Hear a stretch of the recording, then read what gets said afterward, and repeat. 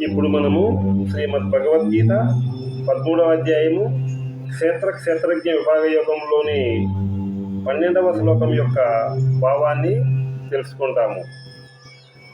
ఆధ్యాత్మ జ్ఞాన నిత్యత్వం తత్వజ్ఞానార్థ దర్శనం ఏతజ్ఞానమితి ప్రోక్తం అజ్ఞానం యదతోన్యదా.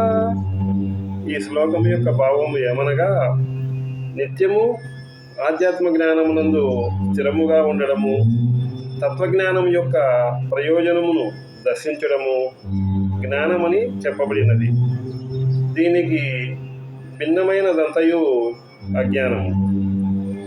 ఇంతకు పూర్వము ఈ అధ్యాయంలో 8 నుండి 11 వరకు గల శ్లోకాలలో జ్ఞాన సాధనాలైనటువంటి 18 లక్షణములను వివరించడము జరిగినది. ఈ శ్లోకంలో జ్ఞాన సాధన పూర్తి అయిన తరువాత పరిపాక దశ చేరినప్పటి స్థితిని వర్ణించుతున్నారు.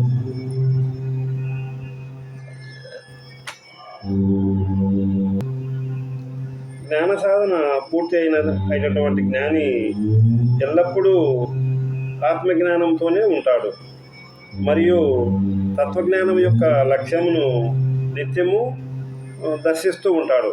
అనగా జ్ఞానం యొక్క పరిపాక దశను తన అనుభవపూర్వకంగా చూస్తూ ఉంటాడు. అనగా అతనే ఒక ఆత్మగా జీవిస్తుంటాడు, శరీర భావనతో మాత్రము ఉండడు.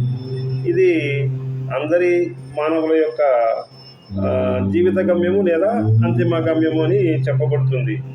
దీనినే మనము ఆత్మ సాక్షాత్కారము లేదా మోక్ష దర్శనము అని కూడా అనవచ్చును.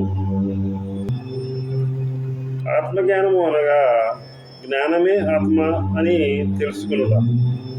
జ్ఞానం అనేది సాధన అయితే జ్ఞేయము సాధ్యమవుతుంది. మన చిత్తము అర్థము వలె నిర్మలముగా ఉన్నప్పుడే మన చిత్తంలో ఆత్మ వ్యక్తమవుతుంది, అనగా ఆత్మ కనబడుతుంది.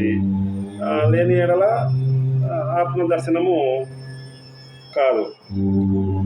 ఇప్పుడు మనము ముందు చెప్పబడినటువంటి 18 జ్ఞాన సాధనమైనటువంటి లక్షణాలు ఏవి అనగా, 1 తనను తాను పొగడు కొనకుండా ఉండుట, 2 డంబము లేకుండుట, 3 అహింస, 4 ఓర్పు, 5 రుజుత్వము, 6 గురుసేవ, 7 బాహ్యాభ్యంతర శుద్ధి, 8 సన్మార్గములో స్థిరముగా ఉండుట, 9 మనోనిగ్రహము, 10 ఇంద్రియ సుఖ వైరాగ్యము, 11 నిరహంకారము, 12 జన్మ మృత్యు జర వ్యాధి దుఃఖ దోష దర్శనము, 13 పుత్ర దార గృహాదులందు తాదాత్మ్యము లేకుండుట, 14 సంఘభావము లేకుండుట, 15 ఇష్టానిష్టాలలో సమబుద్ధి కలిగి ఉండుట, 16 అనన్య భక్తి,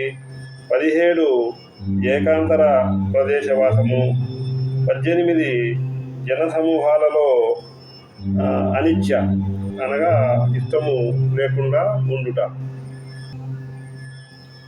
జ్ఞాన సాధన పూర్తయినటువంటి ఆత్మజ్ఞాని నిరంతరము ఆధ్యాత్మిక జ్ఞానము కలిగి ఉంటాడు మరియు ఎల్లప్పుడూ తత్వజ్ఞాన ప్రయోజనమును భావన చేస్తూ ఉంటాడు.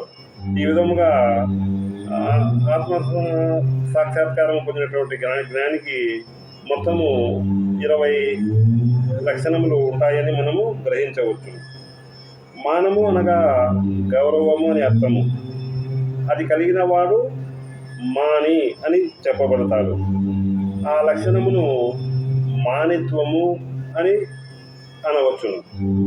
అమానిత్వము అనగా తనను తాను పొగడకుండా ఉండడము, తన మీద తనకు మిక్కిలి గౌరవభావం లేక కేవలము తాను ఒక సాధారణ జీవినని భావిస్తూ ఉండవలెను.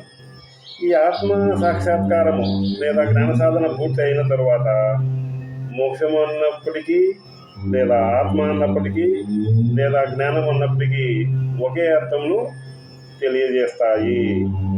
శుభం భూయాత్.